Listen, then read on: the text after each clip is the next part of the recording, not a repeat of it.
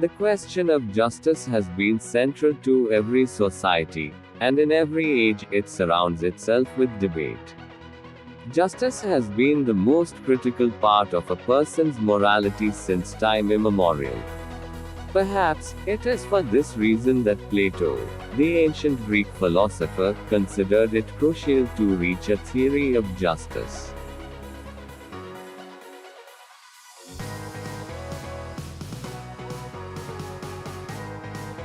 Ethics and justice. In the Greek tradition of philosophy, political science was formulated after ethics. Ethics is referred to as a branch of learning that associates itself with good conduct. Ethics is, thus, that branch of philosophy that studies morality and deals with the questions of right and wrong.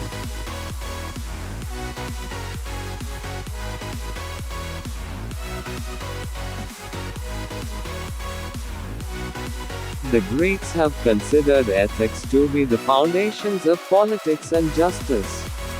According to Greek philosophy, the state comes into existence for the sake of life and continues for the sake of a good life, which makes it essential to have a just society and a just state.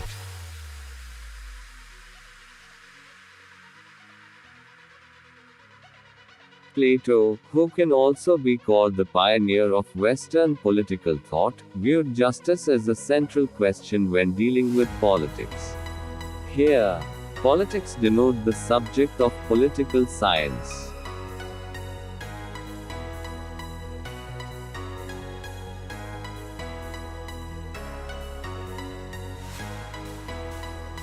Greek political thought originates from Socrates. Plato was one of the most brilliant disciples of Socrates. Plato is considered the pioneer of Western political thought today.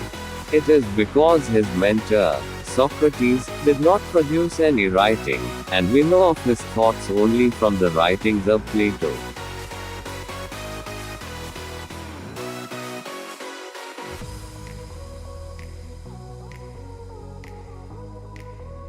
Plato, whose original name as Aristocles, was interested in pursuing philosophy and searching for the truth.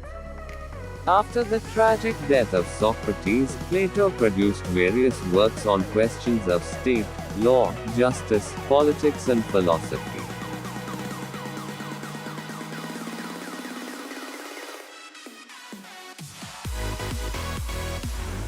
The Republic, in particular, is one of his most famous works.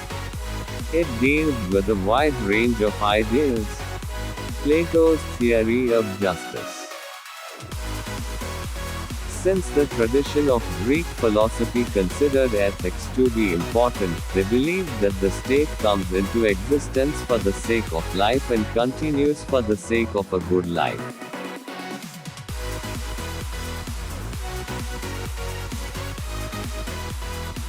Plato believed in the same dictum and held that the state exists to fulfill the necessities of human life.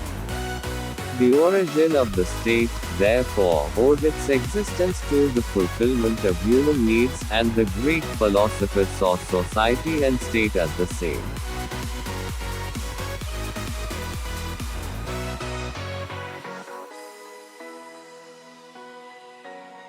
Unlike other living beings, human beings do not merely seek survival but essentially want to live a good life. Justice is the essential requirement to lead a good life. One cannot lead a good life without meeting their needs, and it's possible to meet one's needs only in the presence of justice.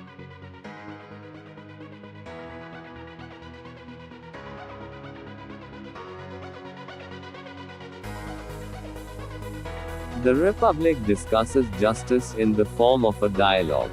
This methodology is known as dialectical method, which Plato borrowed from his mentor, Socrates. The dialogue takes place between Socrates, Glaucon, Adeimantus, Cephalus and Thrasymachus.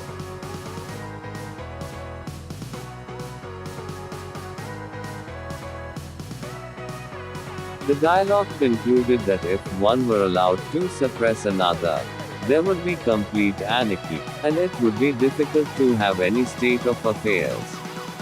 To save oneself from any such suffering and to prevent injustice, men enter into a contract to prevent injustice upon themselves or on others. That is also how laws came into existence, to codify standard human conduct and bring a sense of justice.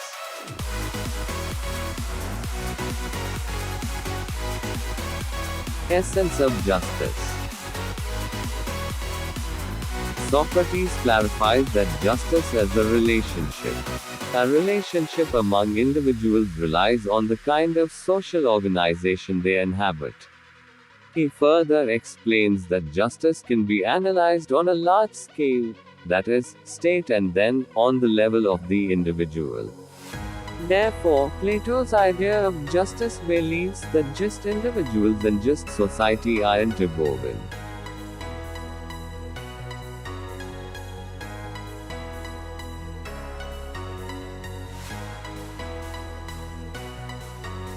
To further understand Plato's theory of justice and its essence, it is important first to solve the issue of selecting the best ruler for the state. According to his argument, statesmanship is a special function and can only be performed by qualified persons with a moral character.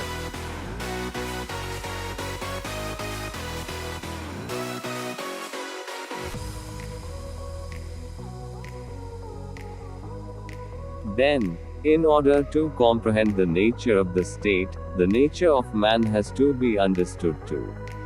Plato believed in, like man, like state, implying that the character of the state is dependent on the character of its citizens.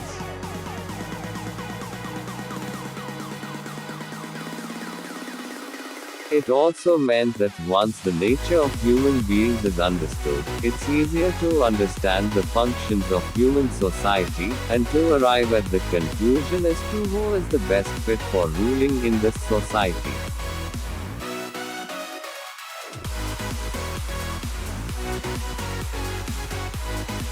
Plato characterizes human behavior in three main sources: desire or appetite, emotion or spirit, knowledge or intellect.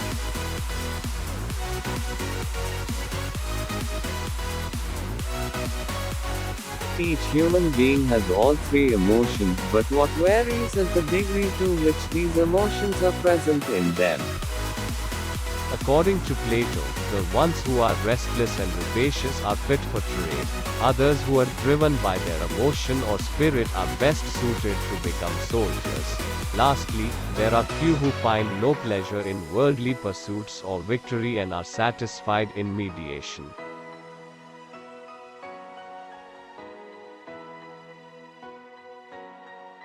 Such beings yearn to learn, and they are always in search of truth, and according to Plato, only these men of wisdom are fit to rule.